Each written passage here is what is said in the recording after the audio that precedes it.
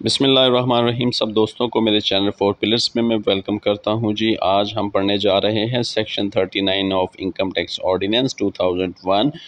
मेरे चैनल का नाम है फोर पिलर्स। इसे सब्सक्राइब ज़रूर कीजिएगा और अपने दोस्तों के साथ शेयर करें जी। हम लोगों मेरी पूरी कोशिश है कि हम लोग आपको अच्छी और एक मयारी तालीम दे सकें इंस्पेक्टर रेवेन्यू के जो चल रही है ये जॉब के रिलेटेड। तो शुरू करते हैं जी। आज का जो हमारा टॉपिक है, हम सेक्शन 39 पढ़ने जा रहे हैं। इससे पहले जो हमने सेक्शन पढ़े हैं उसमें आपने देखा होगा कि हमने इनकम फ्रॉम सैलरी पढ़ा, इनकम फ्रॉम प्रॉपर्टी पढ़ा, इनकम फ्रॉम कैपिटल गेन और दूसरे जो चार डिफरेंट किस्म के हेड्स ऑफ इनकम हैं। ये जो हेड ऑफ इनकम है ये बड़ा ही इम्पोर्टेंट है, क्योंकि पूरे पाकिस्तान में आप जो भी कमा रहे हैं, आप जो भी अर्न कर रहे हैं, वो 5 हेड ऑफ इनकम में कहीं ना कहीं पे शो होता है। आप सैलरी ले रहे हैं, आप बिज़नेस कर रहे हैं, आप प्रॉपर्टी से कर रहे हैं या आप कैपिटल गेन वगैरह।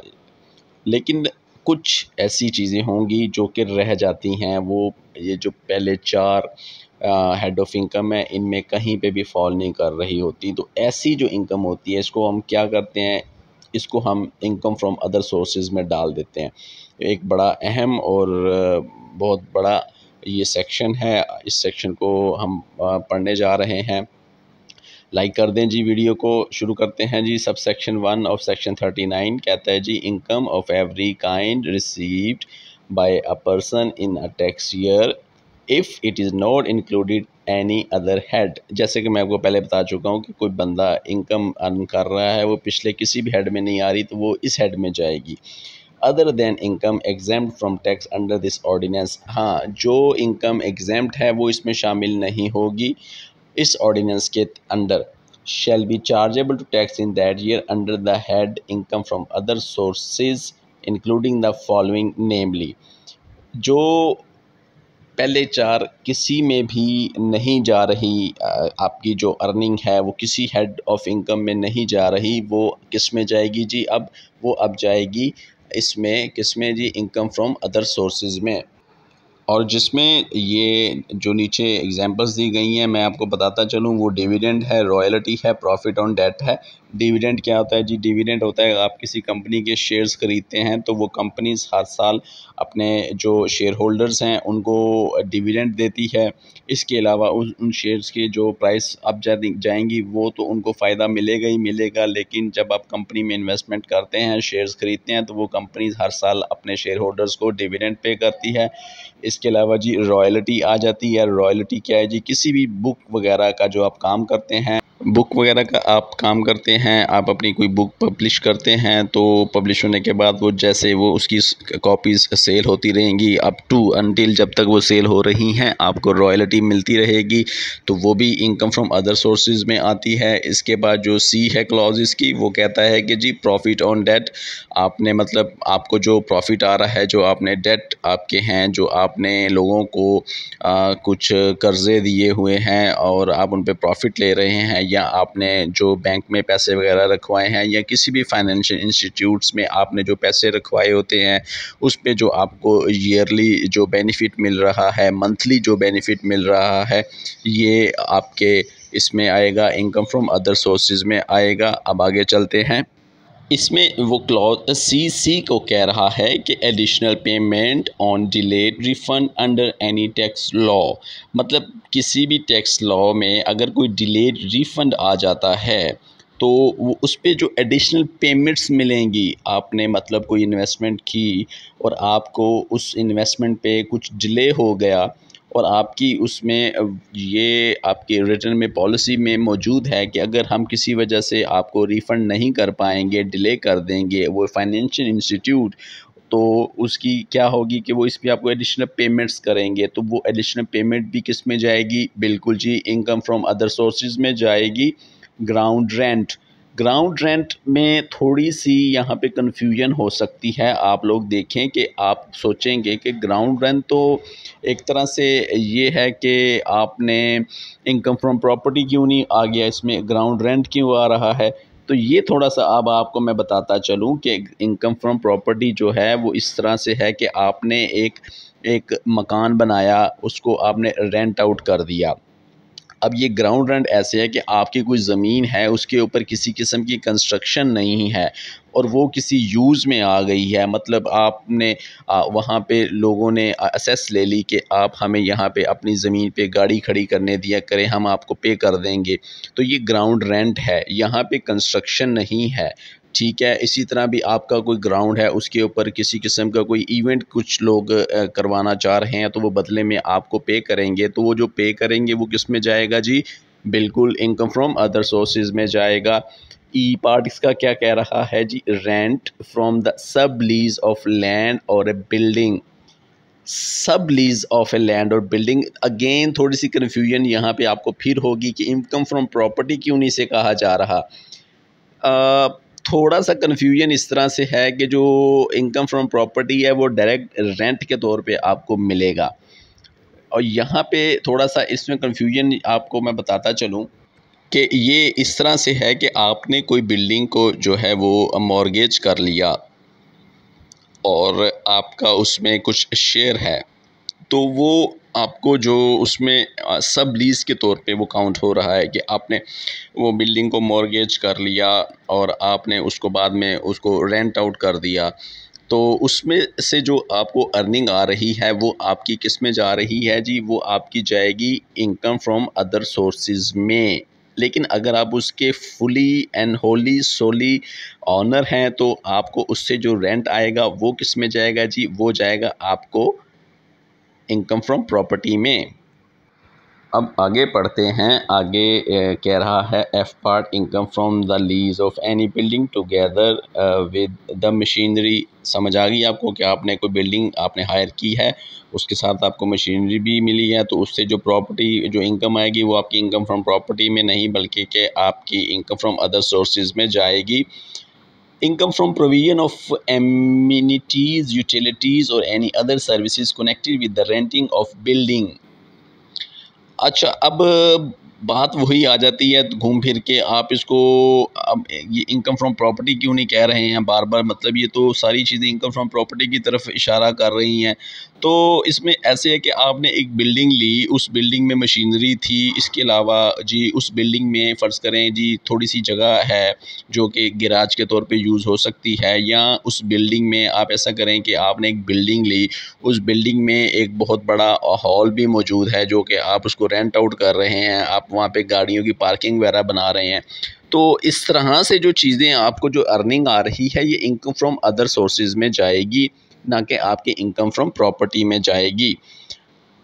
इसके अलावा जी एन्युटी और पेंशन, अगर आप में से कोई लोग रिटायर्ड हैं वो देखें, उनको जो पेंशन मिल रही है वो इनकम फ्रॉम अदर सोर्सेज में जाएगी। और इनकम फ्रॉम अदर सोर्सेज में जो ये पार्ट है एन्युटी और पेंशन का, इस पे टैक्स भी नहीं होता, ये एग्जेम्प्ट है। इनकम फ्रॉम ये मतलब पेंशन जो है और एन्युटी जो है ये एग्जेम्प्ट है।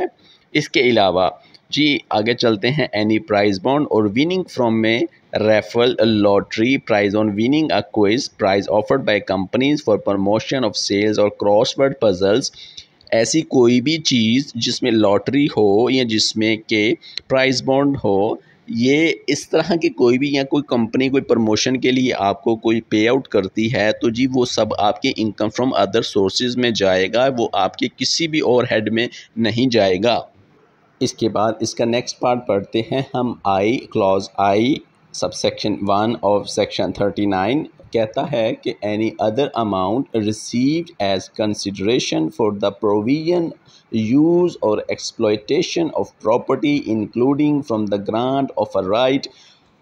सिंपल सी बात है, मैं आपको बता रहा हूँ कि इनकम फ्रॉम प्रॉपर्टी को जब आपने इनकम फ्रॉम अदर सोर्सेज अलहदा करना है, जहाँ पे प्रॉपर्टी का कुछ फिगर आपको इन्वॉल्व होता नज़र आए, तो सिंपल सी बात है मेरे भाई कि अगर वो प्रॉपर्टी आपके नाम पर नहीं है, नंबर एक, अगर वो प्रॉपर्टी आपकी कंस्ट्रक्टेड एज ए बिल्डिंग के तौर पे नहीं है, नंबर दो, तो आप सिंपल मैं आपको बता रहा हूँ कि आप उससे जो भी अर्निंग होगी आपने उसमें किस में डाल देनी है, आपने इनकम फ्रॉम अदर सोर्सेज में डाल देनी है।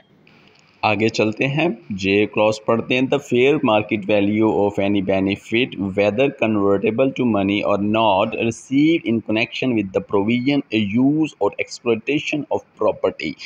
कहते हैं कि जी आपने चाहे कि आपको कोई बेनिफिट मिला है उसको आप कन्वर्ट कर सकते हो पैसे में या ना कर सकते हो। मतलब एक तो है कि आपको डायरेक्टली एक बेनिफिट मिल गया, ठीक है, कि आपको आपने सेल आउट किया, आपको आपको बेनिफिट मिल गया। एक बेनिफिट एक ऐसा बेनिफिट है कि जी आप फ़र्ज़ करेंगे आपने एक प्रॉपर्टी ख़रीदी है और वो प्रॉपर्टी की अमाउंट है जी 2 लाख रुपया और साल बाद उस प्रॉपर्टी की अमाउंट बन जाती है 5 लाख रुपया।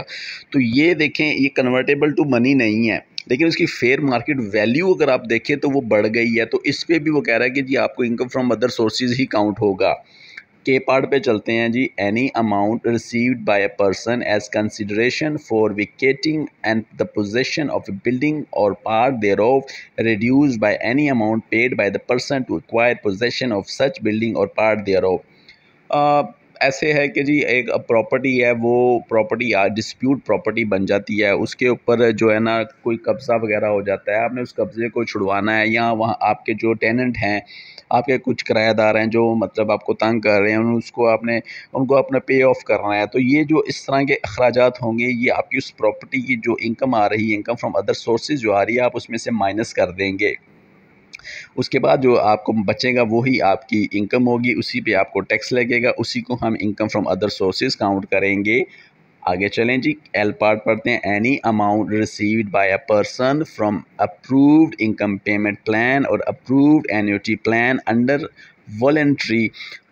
सिंपल बात है कि जी जैसे पहले बता चुका हूँ कि पेंशन और एन्युटी पे क्योंकि एग्जेम्प्ट हैं, और दूसरा ये कि उसके अंडर आपको कुछ भी मिलता है तो वो इनकम फ्रॉम अदर सोर्सेज में जाता है। इसी तरह से जब भी आपको एन्युटी या पेमेंट में पेंशन में कोई चीज़ मिलती है तो वो आपके किस में जाएगी, वो आपके इनकम फ्रॉम अदर सोर्सेज में जाएगी, ना कि आपके इनकम फ्रॉम सैलरी और अदर हेड ऑफ किसी भी अदर हेड ऑफ इनकम में जाएगी। ये यहाँ तक अगर आपको समझ आ गई तो आगे चलते हैं जी। आगे पढ़ते हैं हम। कहते हैं कि जी जो एक तो ये है पेंशन प्लान, ये देखें, ये याद कर लीजिएगा, आपको पेपर में आ सकता है पेंशन सिस्टम रूल 2005। ये आपको पेपर में आ सकता है कि आपसे वो पूछ सकता है कि पेंशन सिस्टम रूल का टैक्स ईयर मतलब ईयर कौन सा है। आगे पढ़ें जी। आगे पढ़ते हैं। LA subject to sub section 3 any amount or fair market value of any property received without consideration or received as gift other than gift received from relative as defined in sub section 5 of 85। Sub section 585 section में वो बता रहे हैं कि एक आपके जो है ना कौन कौन लोग किस तरह से किस किस को गिफ्ट दे सकते हैं और गिफ्ट को कहाँ तक वैलिड माना जाएगा। तो इसमें वो कह रहा है कि जी अगर सब सेक्शन 3 में जैसे कि हमने पढ़ा है कि उसकी जो फेयर मार्केट वैल्यू है उसको उस वक्त हम कंसिडर नहीं करेंगे जब वो जो मार्केट वैल्यू है वो उसको कैसे मिलेगी, अगर वो उसे मिलती है उसके किसी जो इनहेरिटेड प्रॉपर्टी है या उसको गिफ्ट मिलती है, उसको हिबा होके मिलती है, तो उसको हम जो है ना उसकी इनहेरिटेड प्रॉपर्टी मानेंगे। उसमें फिर हम ये नहीं करेंगे कि हम उसकी फेयर मार्केट वैल्यू को देख के उसकी प्राइस को एनहेंस कर देंगे और उसको इनकम फ्रॉम अदर सोर्सेज में ले जाएंगे, ऐसा बिल्कुल नहीं करेंगे हम। आगे चलते हैं जी।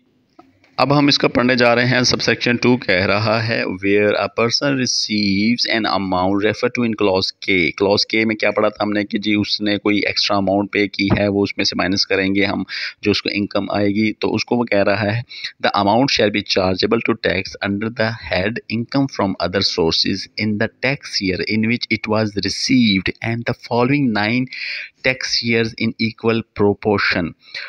वो कह रहा है कि जी अगर आपको वो अमाउंट मिल जाती है जो आपने किसी एक्सपेंस के तौर पे यूज़ की है तो वो अमाउंट आपके इनकम फ्रॉम अदर सोर्सेज में जाएगी। और दूसरा ये कि उसको आप डिस्ट्रीब्यूट कर देंगे, जो एक्सपेंस है उसको आप डिस्ट्रीब्यूट कर देंगे इक्वल टू 9 प्रपोर्शंस में, कि आप 9 साल तक उस अमाउंट को एडजस्ट करेंगे। मतलब आपने फ़र्ज़ करें जी 9,000 रुपीज़ आपने एक्सपेंस कर दिया, तो 9,000 का मतलब यह है कि 9 साल तक के लिए आप 1,000 अपनी इनकम फ्रॉम अदर सोर्सेज में से माइनस कर सकते हैं। सबसेक्शन 3 पढ़ लेते हैं जी। Subject to subsection 4, any amount received as a loan, advance, deposit for issuance of shares or gift by person in tax year from other person otherwise than by cross cheque drawn. हाँ, ये कह रहा है कि जी जो gift amount है, ये loan है, ये एडवांस है, वो अगर बैंक के थ्रू नहीं होगा ना तो उसको नहीं माना जाएगा। बैंक के थ्रू होना हर चीज़ के लिए ज़रूरी है, चाहे आप किसी को गिफ्ट दे रहे हैं या किसी से गिफ्ट ले रहे हैं या लोन दे रहे हैं, तो उसमें अगर चैनल ऑफ पेमेंट अगर बैंक नहीं होगा तो आपका जो है ना वो माना नहीं जाएगा। इनकम फ्रॉम अदर सोर्सेज में फिर आपको वो जो आप उसमें एग्जाम्पशन ले रहे हैं वो एग्जाम्पशन आपकी एक्सेप्ट नहीं की जाएगी और आपको टैक्स लगाया जाएगा। ठीक है जी, समझ आ गई है। तो ये यहाँ पे यही कह रहा है कि आपने जो भी काम करना है वो आपने एक तो ये है कि बैंक के थ्रू करना है, दूसरा ये है कि नेशनल टैक्स नंबर होना चाहिए जिस बंदे से आप लेन देन कर रहे हैं। आगे चलते हैं। अब हम पढ़ने लगे हैं सबसेक्शन 4 पढ़ रहे हैं। इसमें वो सबसेक्शन 3 के ऊपर कुछ रिस्ट्रिक्शंस लगा रहा है कि मतलब सबसेक्शन 3 में एक बंदे ने एनटीए नंबर ले लिया, एक बंदे ने बैंकिंग चैनल यूज़ कर लिया, लेकिन फिर भी यहाँ पर वो इस पे रेस्ट्रिक्शन लगा रहा है। वो कह रहा है कि जी सबसेक्शन 3 जो है ना वो अप्लाई नहीं होगा for the sale of goods or से सप्लाई ऑफ सर्विसेज। कहाँ पे? Where any profit on debt derived from investment in national saving deposit certificates including defence saving certificate paid to a person in arrears or the amount received includes profit chargeable to tax in the tax year. और यहाँ पे वो कह रहा है कि जो subsection 3 में उसने बताया है कि जी आपने जो भी गिफ्ट करना है, गिफ्ट लेना है, देना है, आपने कुछ अमाउंट लोन लेनी है, देनी है, वो बैंकिंग चैनल के थ्रू होनी चाहिए और जिस बंदे से लेन देन कर रहे हैं उसके साथ पास एनटीएन नंबर होना चाहिए। लेकिन यहाँ पे वो कह रहा है कि जी ये दोनों चीज़ें अप्लाई नहीं होंगी। कब अप्लाई नहीं होंगी? कि अगर आपने वो जो भी आपने इन्वेस्टमेंट की है, आपने आपने कुछ डेट रिसीव किया है, उसमें अगर नेशनल सेविंग डिपॉजिट सर्टिफिकेट शामिल है, आपने मतलब नेशनल सेविंग्स में आपने पैसे रखवाए हैं और आपको वहाँ से अर्निंग हो रही है, तो फिर आपको इस चीज़ की ज़रूरत नहीं है कि वो आप उसमें बैंकिंग चैनल इन्वॉल्व हो या ना हो। तो ऐसी सूरत में आपको जो है ना इसकी ज़रूरत नहीं रहती कि आप बैंकिंग चैनल की तरफ जाएँ। और बी पार्ट में वो कह रहा है कि as a result the person is chargeable to at high rate of tax than would have been applicable if the profit had been paid to the person in the tax year to which it relates. वो कह रहा है कि जी यहाँ पे किसी बंदे को जो है ना वो चार्जेबल जो टैक्स रेट है वो हायर उसको पड़ेगा अगर उसके प्रॉफिट जो है ना वो किसी टैक्स ईयर में अगर वो ज़्यादा लेता है, जो प्रॉफिट उसको मिलना है, अगर उस प्रॉफिट से ज़्यादा उसको प्रॉफिट मिलेगा तो उसको टैक्स भी उसी हिसाब से ज़्यादा ही उसको पे करना पड़ेगा, ना कि वो अपना टैक्स फिर कम पे करेगा। तो जो टैक्स है वो डायरेक्टली रिलेट किससे कर रहा है? वो प्रॉफिट से कर रहा है। तो दोस्तों ये था सेक्शन 39 का मेजर पोर्शन मैंने आपको पढ़ा दिया। मुझे यकीन है कि आप लोगों को समझ आ गई होगी। मज़ीद लेक्चर्स मैं रेडी तैयार कर रहा हूँ, वो भी इंशाल्लाह ताला मैं अपलोड करता जाऊँगा। साथ साथ सेक्शन 39 में हमने जो चीज़ें पढ़ी वो ये थी कि इनकम फ्रॉम अदर सोर्सेज क्या होते हैं, जो हमने हेड ऑफ़ इनकम पढ़े अब तक, सैलरी पढ़ा, बिज़नेस पढ़ा, प्रॉपर्टी पढ़ा, कैपिटल गेन पढ़ा। इन सब के अलावा अगर आपको कोई अर्निंग होती है तो वो आपकी किस में जाएगी? वो आपकी अर्निंग आपकी जाएगी इनकम फ्रॉम अदर सोर्सेज में जाएगी। इसके अलावा इसमें जो 5 पार्ट है वो कहता है कि this section shall not apply. वो कह रहा है कि जी जो इसका जो 5th पार्ट है ना वो ऐसे तमाम सेक्शन जो हम पीछे पढ़ के आए हैं, जो 5, 6, 7 सेक्शंस पढ़े हैं, उनके ऊपर ये सेक्शन अप्लाई नहीं होगा। दोस्तों मेरे चैनल को सब्सक्राइब ज़रूर कीजिएगा। वीडियो अगर पसंद आई है तो हिट लाइक बटन ज़रूर करें और अपने दोस्तों के साथ ज़रूर शेयर करें ताकि मुझे मोटिवेशन मिलती रहे और मैं इसी तरह से आप लोगों की खिदमत में लेक्चर्स अपने बनाकर पेश करता रहूं। कल तक के लिए इजाज़त दें। अल्लाह हाफिज़।